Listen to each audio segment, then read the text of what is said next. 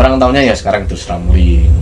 Yang baru-baru seperti Adi Hidayat, Abdul Somad, Gus Miftah, seperti itulah. Oke, kemarin saya ngupload sebuah video dari Kiai Ghazali Said.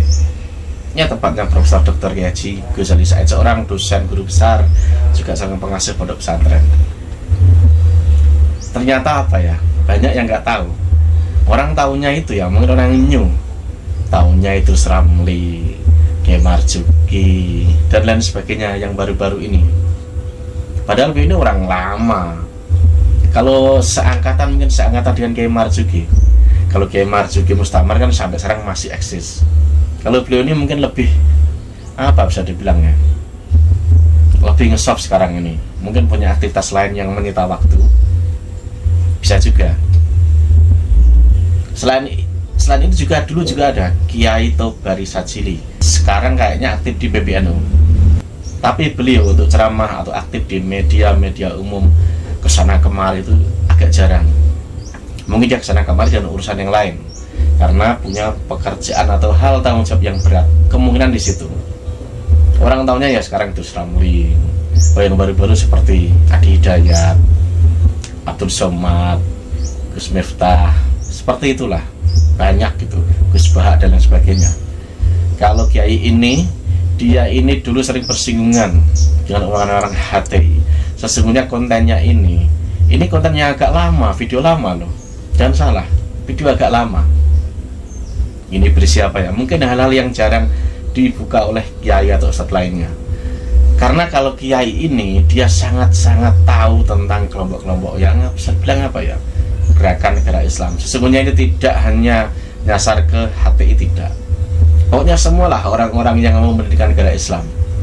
Karena apa? Mereka itu kebanyakan itu nggak beda jauh, 11-12 kelompok-kelompok itu loh yang mau mendirikan negara Islam. Itu nggak beda jauh, cara berpikirnya, polanya itu hampir sama, kebanyakan. Lalu ada yang beda. Oke, ini silahkan. Saya mengenal Hizbut Tahrir belum ada Indonesianya. Itu ketika saya berada di Khartoum di Sudan, dan saya juga akhirnya juga mengenal dengan para tokoh Hizbut Tahrir di Mesir, mengenal juga tokoh Hizbut Tahrir di Yordania, dan pada akhirnya sekitar tahun 2006 itu saya didatangi oleh teman-teman Hizbut Tahrir untuk mengajak saya berdialog, kalau dalam bahasa kasarnya mengajak berdebat.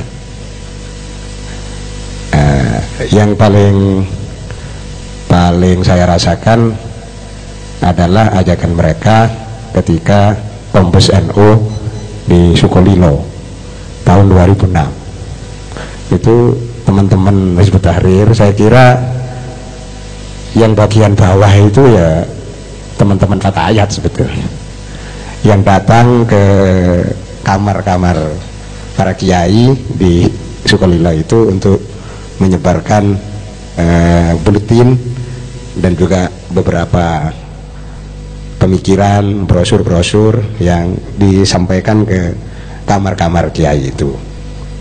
Itu yang terjadi.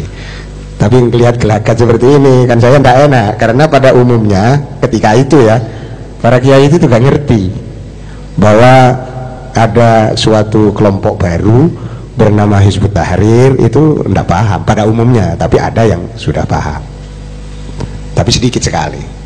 Nah, akhirnya saya melakukan dialog di tempat di depan itu, ada tempat yang kecil, saya kira pesertanya nggak seperti ini, jumlahnya juga terbatas. Dalam dialog itu banyak mereka tidak sepakat atau tidak tahu sebetulnya apa sebetulnya Hizbut Tahrir. Itu saya sampaikan. Di antara yang saya sampaikan, Hizbut Tahrir ini muncul sebagai reaksi ketidakberdayaan. Jadi namanya Syekh Taqiyuddin Nabhani itu asalnya bergabung dalam suatu gerakan namanya Gerakan Ikhwanul Muslimin, yang nanti di Indonesia secara ideologis dan pemikiran juga zikirnya itu diamalkan oleh PKS. Jadi satu barisan dengan Ikhwanul Muslimin. Tahun 48 itu terjadi perang karena Syekh Taqiyuddin Nabhani, atau waktu itu belum menyebut Syekh ya, dia lahir di Gaza. Lahirnya beliau di Gaza, kemudian menempuh pendidikan di Al-Azhar, dan masih satu keturunan cucu dari Syekh Yusuf An-Nabhani. Syekh Yusuf An-Nabhani itu adalah yang kitab-kitab sholawatnya diamalkan oleh orang NU. Dia itu masih cucunya. Nah, kemudian dia itu mengevaluasi kondisi politik Timur Tengah pada tahun 1948. Kita tahu pada tahun 1948 itu masih bergabung dengan Ikhwan, dan Ikhwan itu berperang untuk mengerem laju migrasi kaum Yahudi dari berbagai negara, dari Eropa, baik Eropa Barat atau Eropa Timur, dan sebagai konsekuensi dari perjanjian Balfour tahun 1917. Karena waktu itu Inggris, jadi memang yang punya khilafah ini memang lagi apes waktu itu. Yang punya khilafah siapa? Yang punya khilafah itu Turki.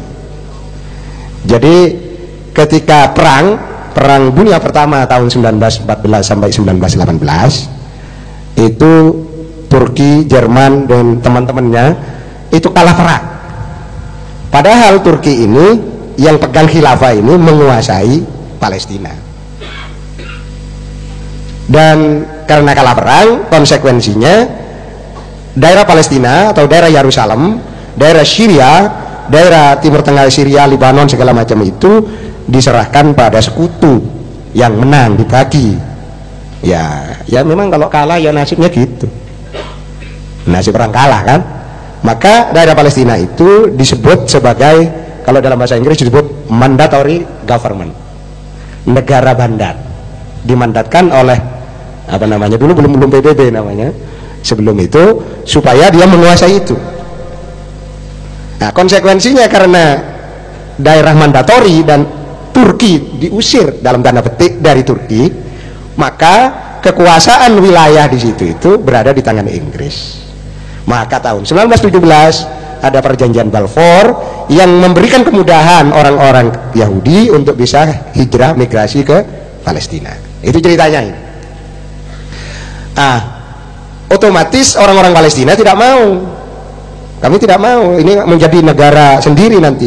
Di situ ada tokoh Amin Al-Husaini, kemudian beberapa tokoh dunia Arab ya, ketika itu ada Sa'ad Zaghloul, ada Lutfi As-Sayyid yang tokoh-tokoh nasionalis Arab, ada Mustafa Kamil yang mencetuskan yang dikira-kira hadis gitu ya, Hubbul Watan Minal Iman. Itu hadisnya Mustafa Kamil itu. Nah, tapi ya gak apa-apa.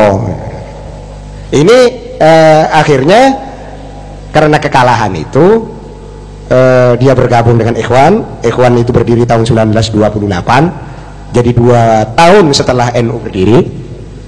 NU 26, di 28 di bawah Hasan al-Banna berjuang agar jangan sampai orang-orang Yahudi itu bisa mendirikan negara. Ternyata dilalah kersane Gusti Allah, kan gitu kata orang Jawa. Palestina ini kalah, orang Arab kalah, negara baru Yahudi yang sebetulnya masih mempunyai tentara yang baru belajar, lebih duluan Banser dari tentara Israel itu. Nah, Banser kan mulai dulu. Nah, ini justru dalam waktu singkat bisa memukul mundur pasukan Mesir, memukul mundur pasukan Syria, memukul mundur pasukan Yordania, dan Yordania ini memang dibuat oleh Inggris. Nah, disitulah akhirnya kalah, dan tahun 1948 Israel berdiri, dan disitulah Taqiyuddin Nabhani itu mulai gelisah. Ternyata melok Ikhwan ini nggak menguntungkan dari sisi ideologi. Maka dia menggagas apa sebetulnya yang membuat Palestina dicaplok oleh Israel, dicaplok oleh Inggris dan negara-negara dikapling-kapling itu. Evaluasi dia karena khilafah dibubarkan. Oleh karena itu dia mengidolakan untuk mendirikan khilafah dan akan keluar dari Ikhwan Muslimin, karena Ikhwan Muslimin itu adalah suatu organisasi yang walaupun internasional tetapi dia mendukung nasionalisme, negara nation state, negara bangsa. Negara bangsa tidak dikenal oleh dunia Islam. Ini kita berpikir yang agak nggak usah emosi, jadi ojo kereng-kereng, biasa-biasa saja ya. Maka satu-satunya jalan menurut dia, kita harus membuat proyeksi besar, kembalikan khalifah ke tangan kaum muslim. Kalau Turki sekarang dikuasai oleh Kemal Atatürk, kemudian menjadi negara sekuler, kita harus menjadi negara Islam dengan khilafah gitu. Terus ada negosiator di kalangan Ikhwan Muslimin untuk menemui Syekh Taqiyuddin Nabhani. Syekh Taqiyuddin Nabhani ini orang ahli hukum dan pernah menjadi hakim di Gaza, kemudian pindahkan negaranya ke ono, ya pindah-pindah, ya ke Gaza, ya ke Yordania, ke Amman, kemudian ke Libanon, ke Beirut, ya putar-putar di situ. Tetapi gagal. Syekh Taqiyuddin Nabhani akhirnya mempermaklumkan diri untuk mendirikan Hizbut Tahrir. Kurang ono Indonesianya, belum ada. Nah, gagasannya apa? Gagasannya itu dia harus berpikir strategis. Dalam waktu kira-kira ya 20 tahun itu dunia Arab itu sudah punya khalifah. Dalam waktu 50 tahun, berdirinya tahun 1952, nah, itu seluruh dunia itu sudah mempunyai khalifah. Itu caranya. Kemudian langkah-langkah untuk menuju itu, karena jelas nih hizb itu partai, sudah menggunakan istilah modern. Langkah-langkahnya ada 3 tahapan yang harus dicapai. Pertama disebut tafqiful ummah, tafqif al ummah. Ini sebetulnya sudah lama, jadi saya, kalau beliau ini kan mengkaji ini, meneliti, kalau saya ini hanya mengingat. Tafqiful ummah, tafqiful ummah itu membuat mencerdaskan masyarakat. Jadi jenengan-jenengan ini kiro-kiro ini goblok kabeh. Nah, gitu kayak menurut persepsi mereka harus dicerdaskan bahwa kita ini tidak boleh dipermainkan oleh asing. Mesti begitu isunya itu. Tidak boleh dipermainkan oleh Amerika, tidak boleh dipermainkan oleh Israel, tidak boleh dipermainkan, begitu istilahnya. Pokoknya kalau ada apa-apa mesti orang luar. Mesti, ya itu cirinya. Jadi kalau orang ngomongnya ngono, punya orang ini, gara-gara demokrasi, bejat. Nah, itu ciri-cirinya Hizbut Tahrir itu. Nah, itu. Jadi mesti nyalakan orang luar, dirinya sendiri kayaknya gak pernah salah. Nah, itu cirinya. Kemudian tafqiful ummah, jadi mengadakan dialog, mengadakan debat segala macam, termasuk yang debat dengan saya itu bagian dari tafqiful ummah. Jadi saya dikira-kira itu supaya terintelektualisasi gitu kira-kira. Jadi ya jangan goblok gitu. Ya gitu. Ya saya terima aja lah. Ngono ae kok repot. Nah, jadi kita terima, monggo silakan. Terus ada tokohnya di UNER itu namanya Dr. Usman. Jadi nggak tahu ada Dr. Usman nggak di sini. Sudah sepuh orangnya, tokoh di mana di Surabaya, Dr. Usman itu. Tapi dia sering ketemu saya, tahun 2001 ketemu saya karena foto seneng kaji nih. Nah, dia itu menjadi pembimbing di Pertamina, saya di Telkom. Nah, terus ketemu di sana. Jadi kalau cerita itu mesti mata uang tunggal, harus mata uang emas, sehingga tidak kalah dengan dolar. Gitu kira-kira gitu.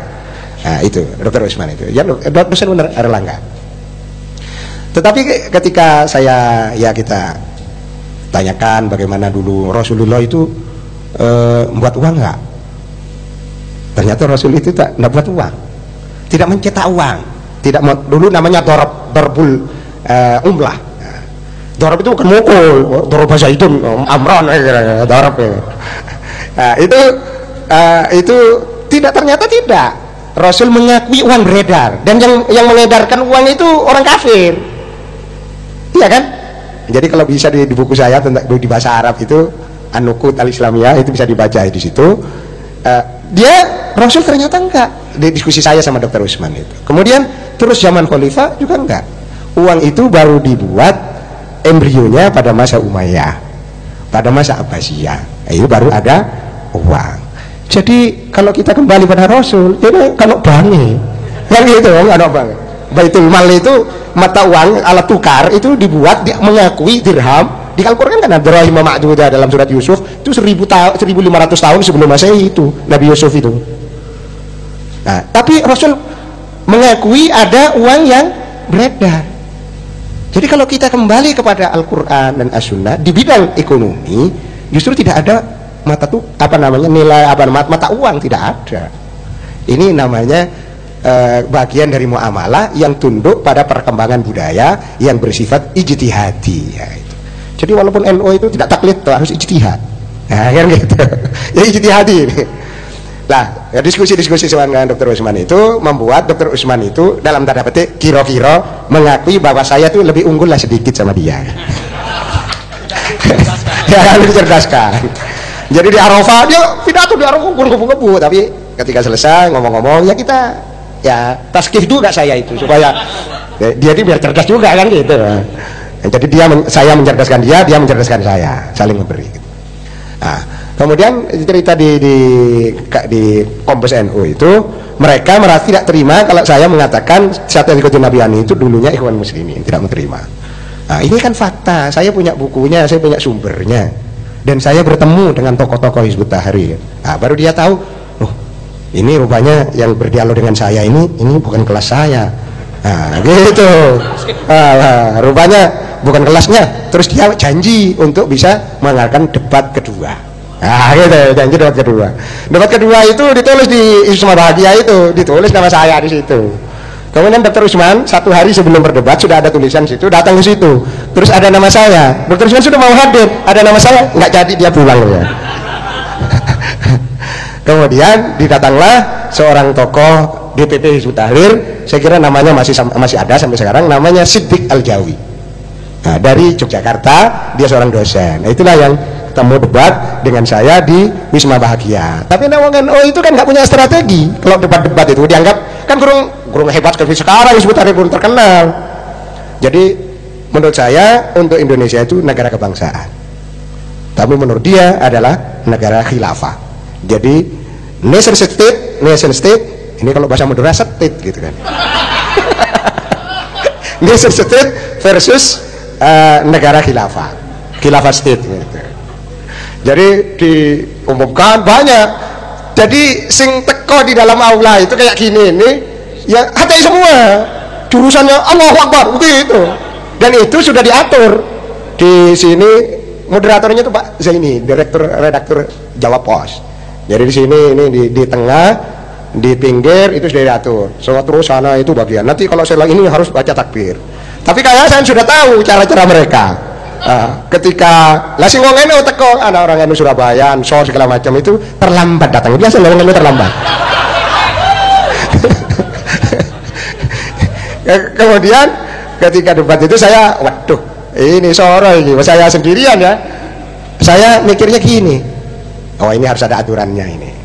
Saya bilang kepada moderator, Mbak saya ini moderator waktu itu sama, gini, ini harus ada aturan main. Karena ini debat itu saling menjatuhkan, lain dengan diskusi ya.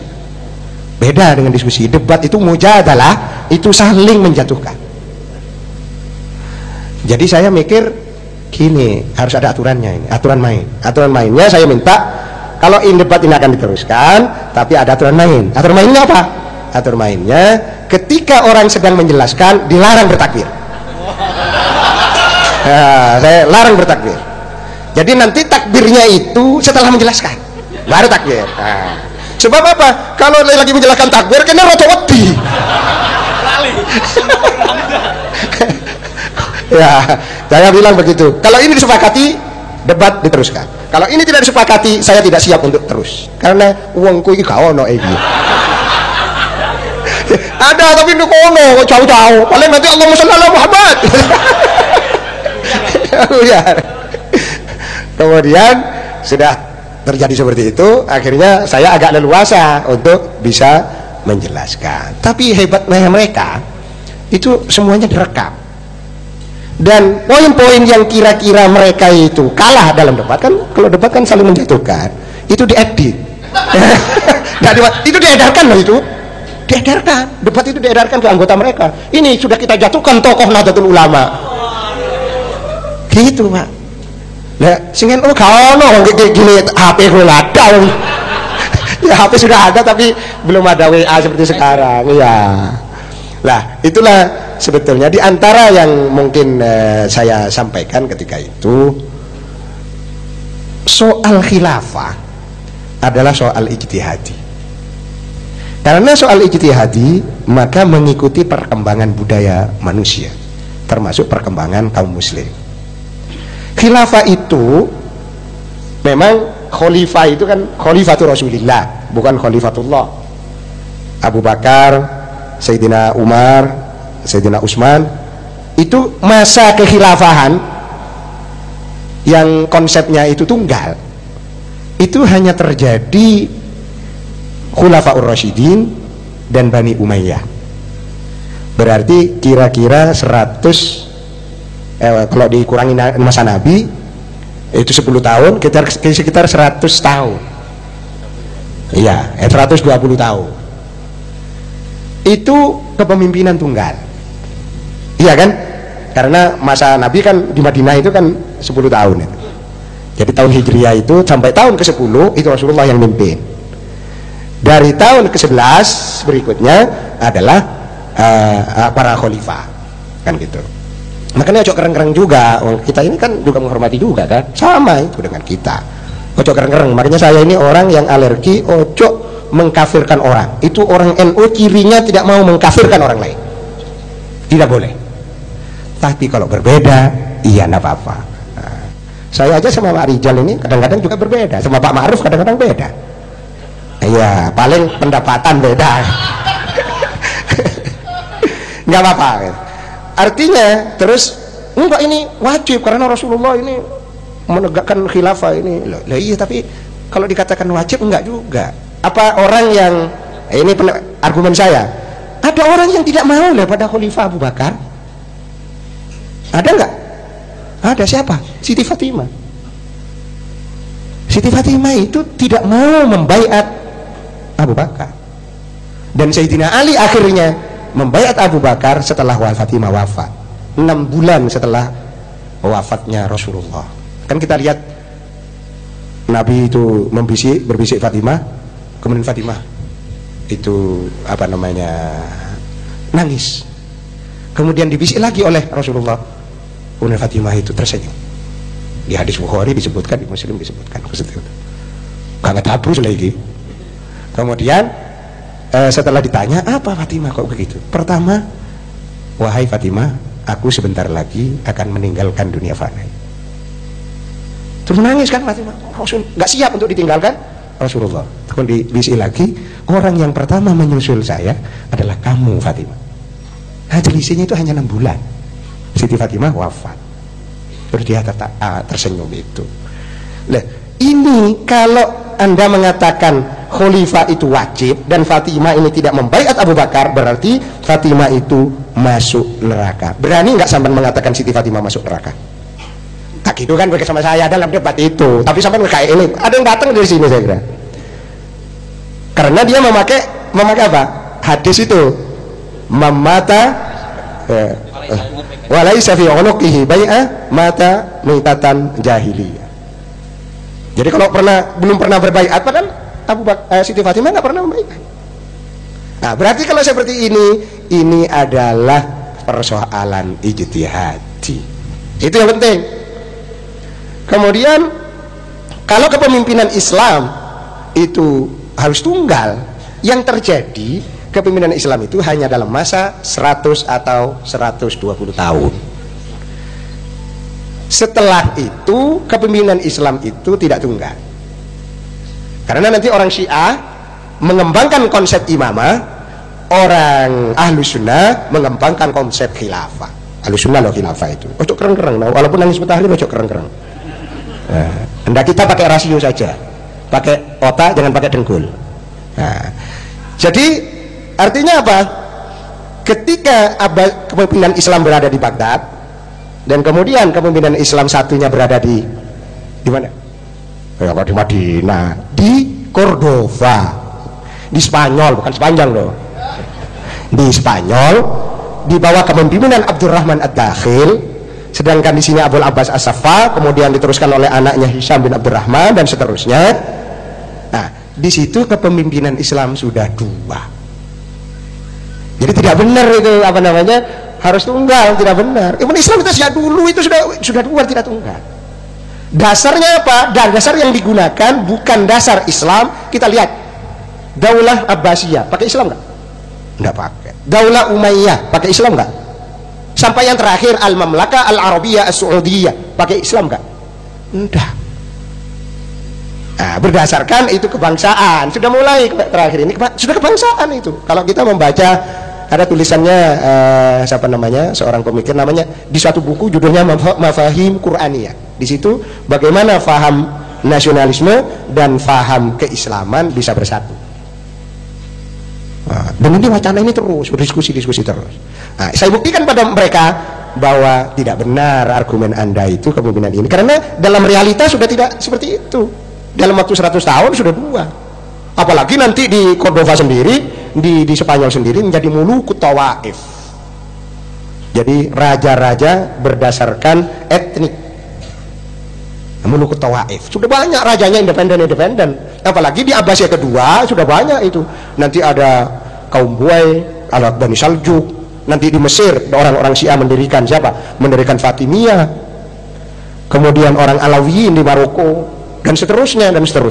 Dunia Islam ini sudah tidak ada khalifah sebagai lambang saja, tidak berkuasa secara penuh dan efektif.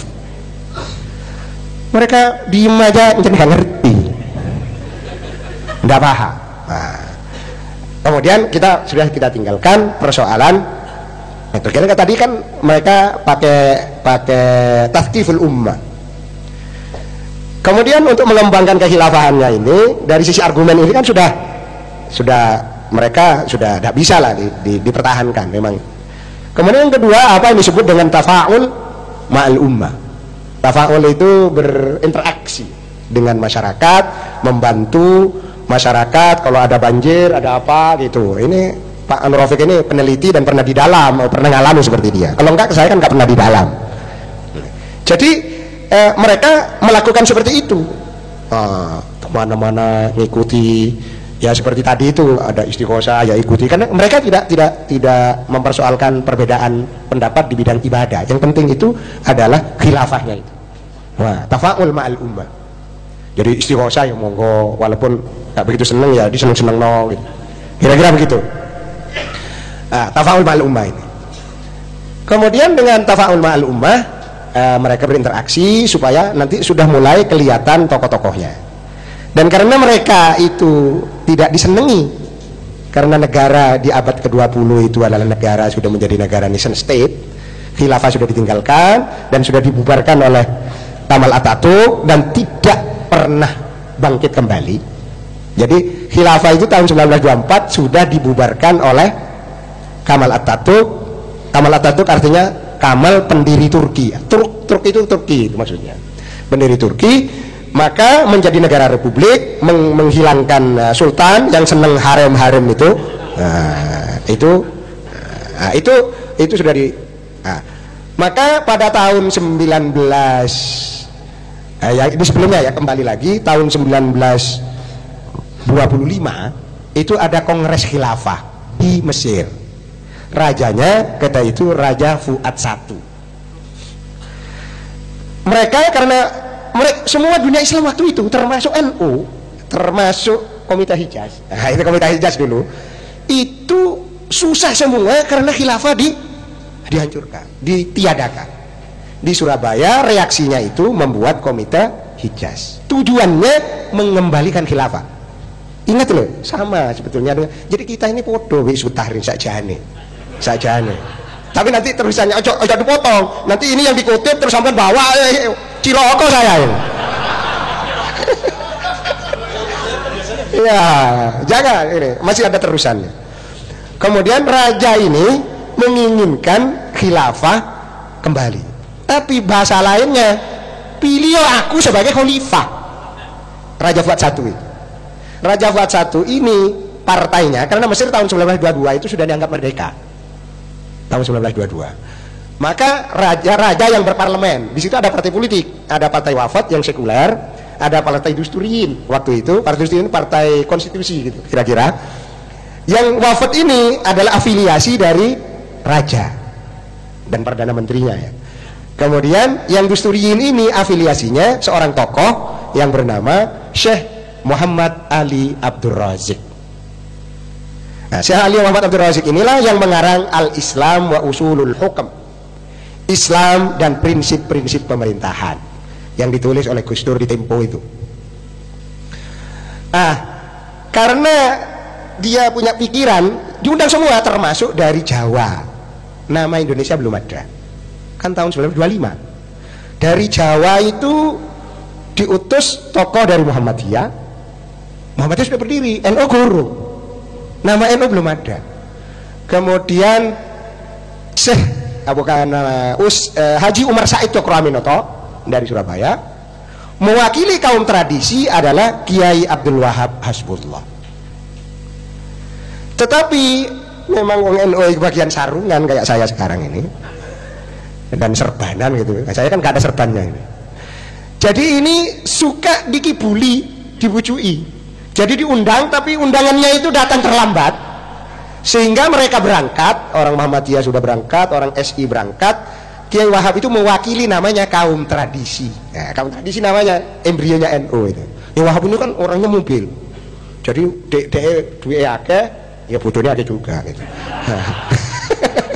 Jadi kemana-mana dia memang. Kalau Yai Hasyim Asy'ari Hadratus waktu itu belum disebut Kiai, Ustadz Hasyim Asy'ari. Ya, di buku-buku itu Ustadz.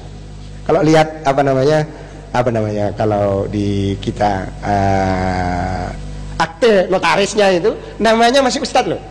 Ini Ustadz Hasyim Asy'ari. Ya. Jadi orang itu kok langsung jadi Kiai gitu, enggak, Ustadz dulu gitu.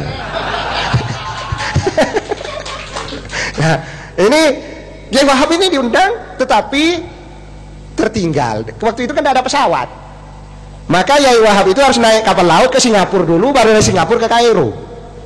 Maka ketika Kiai Wahab berangkat, di sana mari selesai sudah kongresnya itu.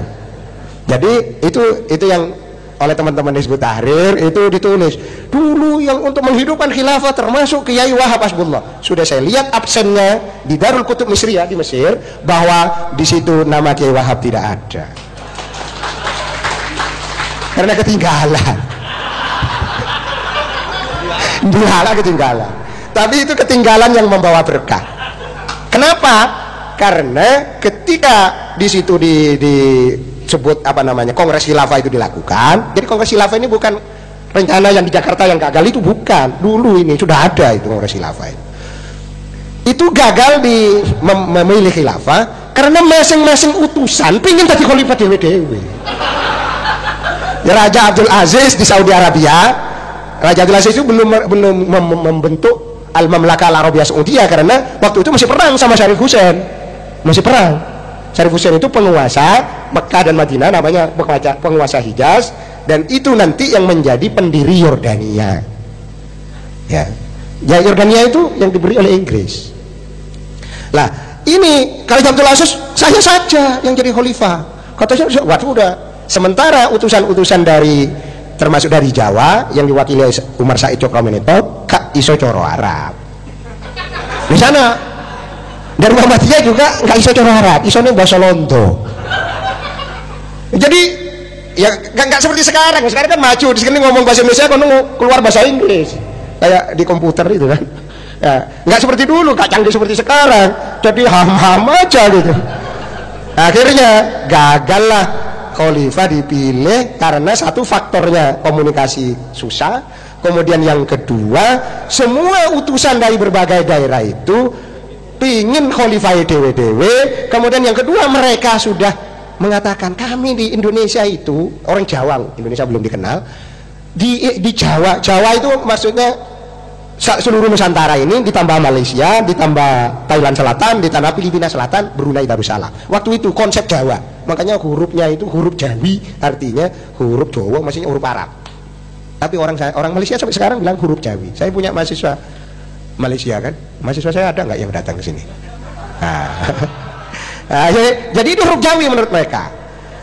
Ini menunjukkan mereka sudah berjuang itu untuk negara kami, dan tidak pernah ada bantuan khalifah. Indonesia itu perang di Pangeran Diponegoro perang, kemudian ada perang Padri, ada perang Diponegoro, ada perang Kiai Mutamakin, ada perang Kiai Rifai berontak kepada Belanda yang sporadis itu. Khalifah nanti kawan kenapa sekarang ada khalifah jeneng tok wes gak gelem. Gitu faktornya. Jadi faktor bahasa, sudah ada nasionalisme masing-masing di antara delegasi itu. Kemudian ketika orang seperti ini, ulama Mesir itu khawatir kalau sing terpilih itu namanya Raja Fuad I. Apa sebabnya? Kalau Raja Fuad I, maka khalifah itu di bawah kendali Inggris. Maka kalau seperti ini, dunia Islam ini akan dikendalikan oleh Inggris, dan kami tidak mau, kata orang yang bernama Syekh Ali Abdul Razik. Tapi Kak Wani waktu itu kayak ngomong kayak gitu, tangkap langsung. Tapi dia menulis buku berjudul Al-Islam wa Usulul Hukam. Khalifah itu tidak wajib. Kira-kira. Nah, dalam kondisi ulama internasional mengatakan khalifah itu wajib ditegakkan, dia sendirian mengatakan bahwa khalifah itu tidak wajib. Saya kira yang perlu diapresiasi adalah Syekh Ali Abdul Razik itu. Perlu itu Al-Islam wa Usulul Hukam. Nanti kalau mahasiswa saya wajib membaca buku itu. Jadi Al-Islam wa Usulul Hukam itu. Jadi tapi harus dilihat konteksnya. Tapi apa akibatnya? Ulama-ulama Al-Azhar ketika itu mencopot jabatannya. Bahkan dia serbannya diserahkan itu kepada Al-Azhar. Dicopot jabatannya, dia seorang hakim, dicopot hakimnya juga gara-gara dia menulis buku Al-Islam wa Usulul Hukam, dan diberikan kepada delegasi-delegasi yang datang dari berbagai negara itu. Jadi ditulis pada tahun 1925, kemudian diterbitkan. Di Mesir sudah maju waktu itu, sudah ada percetakan bulak, namanya percetakan bulak. Surabaya kurungono. Nah, bahan sudah ada, hanya kalau nyetak ke Mesir. Kok saya tahu karena dari bukunya Syekh Ihsan Jampes, di situ ditulis bahwa ini dicetak atas order Salim Nabhan Surabaya. Nah, tahun 1930 itu. Itu saya ketemu di Universitas Kairo. Iki elek-elek ya peneliti. Berarti tahun 1925 di Surabaya kurungono. Kan gitu. Itu akhirnya kan gagal. Karena gagal, akhirnya pulang masing-masing, khalifah tidak terbentuk, maka perjuangan harus berdasarkan nation state, negara bangsa kebangsaan. Nah, disitulah di Surabaya berdiri Komite Hijaz. Komite Hijaz itu sudah melupakan akhirnya, tentu dengan debat, dengan diskusi, akhirnya Kiai Wahab Hasbullah ini kemudian dia berdiskusi dengan Dr. Sutomo. Jadi Kiai Hasbullah luar biasa itu, walaupun beliau tidak nulis, tapi di debat terus jalan kemana ya. Akhirnya menghasilkan beberapa karya. Artinya menurut saya memang mestinya dia itu lebih awal untuk mendapatkan gelar pahlawan nasional, mestinya. Nah, Yai Wahab Hasbullah. Itu akhirnya apa yang terjadi? Yai Wahab, ada namanya Insinyur Lutfi dari Sumatera, mengadakan diskusi-diskusi apa hubungan Islam dengan nasionalisme, dengan Hasan dari Persis, diskusi-diskusi. Jadi kalau dulu itu pakai diskusi Pak Kiai itu.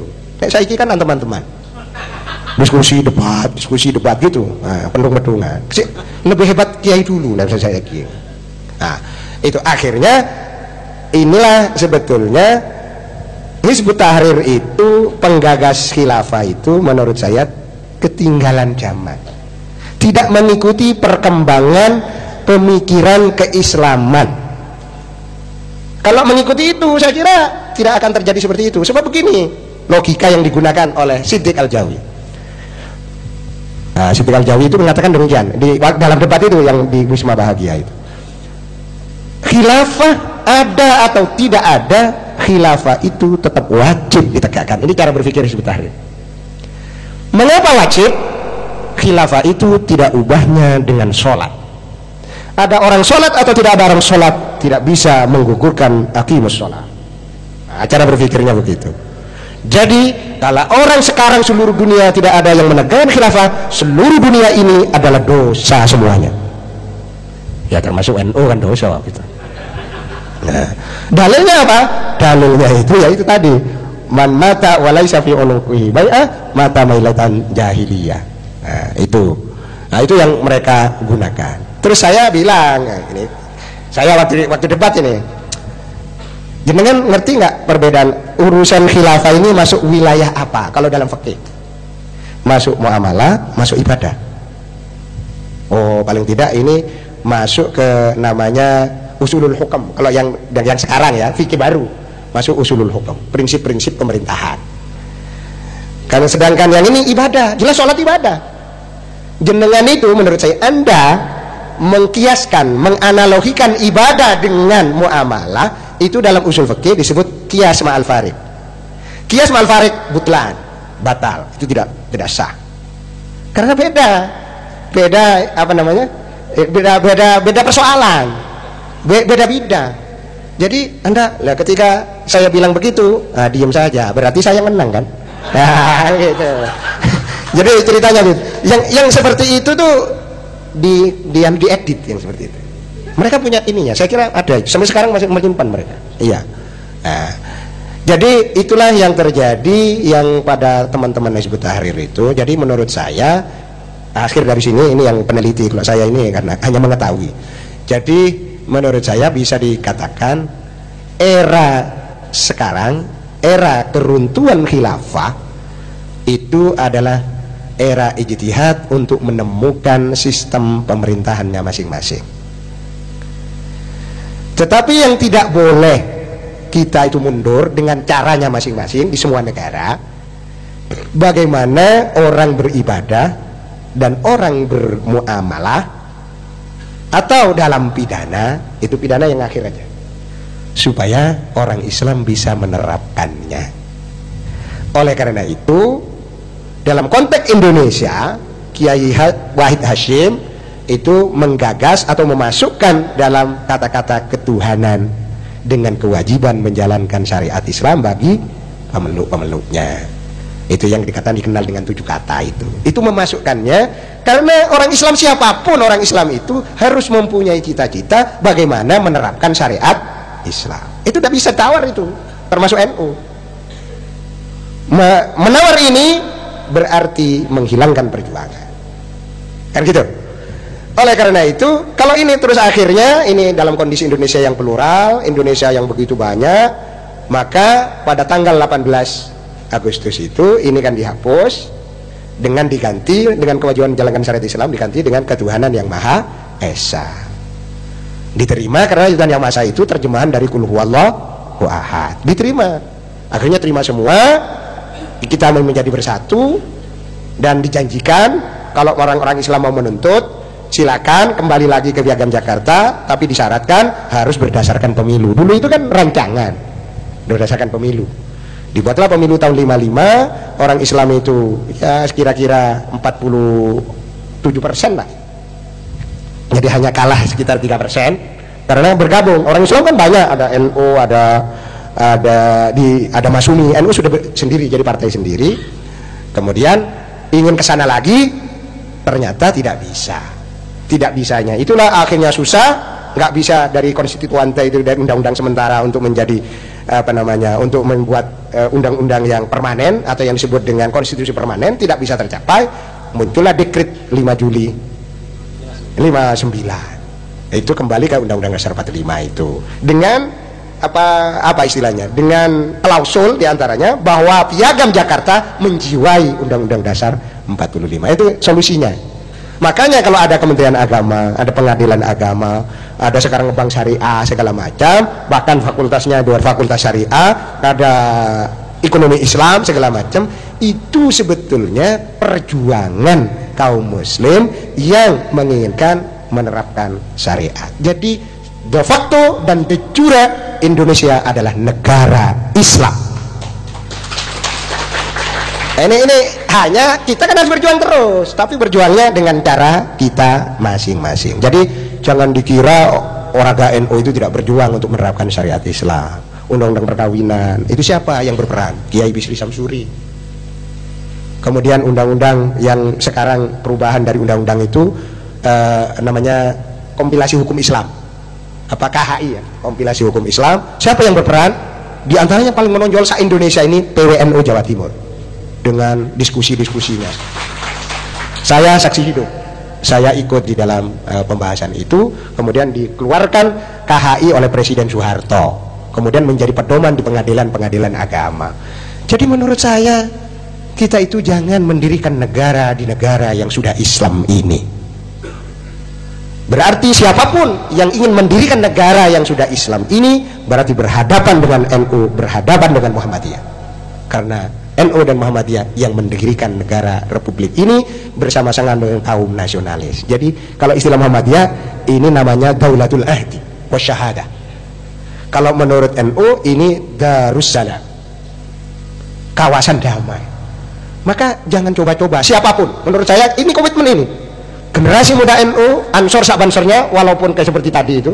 Nah, itu harus komitmen. Siapapun akan mendirikan negara di Republik Indonesia dengan sistem lain, berhadapan dengan Banser, berhadapan dengan Ansor, berhadapan dengan PMII ya. Nah, iya PMII jangan belajar sing Karl Marx ya. Saya kira itu yang bisa saya sampaikan. Kalau nanti disebut tahrir yang lebih detail ini para ininya apa namanya Pak Dr. Aunur Rafiq ini ahlinya ini. Jadi ada dua ahli di Indonesia ya. Saya kira yang membahas Hizbut Tahrir beliau ini yang dengan proyek khilafahnya bukunya. Kemudian Pak Profesor Syamsul Arifin di Malang itu orang Madura tetangga saya. Jadi saya apa namanya? Saya promosikan karena walaupun Muhammadiyah ya Madura. Artinya kalau orang Muhammadiyah Madura si tunduk pada kiai gitu. Ya. Saya kira ini yang dapat saya sampaikan, kurang lebihnya mohon maaf. Selamat.